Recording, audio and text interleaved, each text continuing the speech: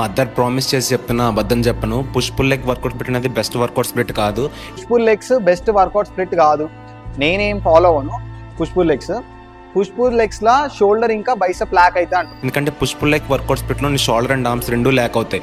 ఎందుకు ల్యాక్ అవుతుంది? ఇప్పుడు మీరు పుష్ పుల్ లెగ్స్ ఫాలో అవుతుంటే వీక్లీ 2 పుష్ డేస్ ఉంటాయి, 2 పుల్ డేస్ ఉంటాయి.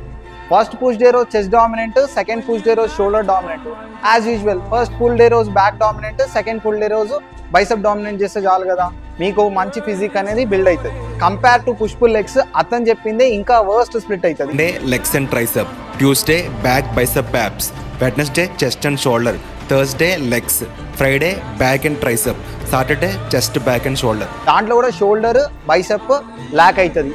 అతను డామినెంట్ వైజ్ కూడా ఫాలో అవ్వమని చెప్పలేదు. ఇంకేం చెప్పిండు? ప్రతి మజిల్ వీక్లీ 2 times అని చెప్పిండు, కానీ బ్యాక్ 3 times ట్రైన్ చేసిండు. Day back bicep abs, Friday back and tricep, Saturday chest back and shoulder. ఇట్లా బ్యాక్ 3 times ట్రైన్ చేయొద్దని ఏం కాదు, చేయొచ్చు, కానీ రెస్ట్ పీరియడ్ లేకుండా Friday Saturday 2 times back to back back day ఉంది. Compare to push pull legs అది ఇంకా వర్స్ట్ స్ప్లిట్ అవుతుంది. ఫైనల్ గా ఒకటే చెప్తా, ఒక వర్కౌట్ స్ప్లిట్ అనేది ఒకరికి సూట్ అవుతుంది, ఇంకోనికి సూట్ అవ్వకపోవచ్చు.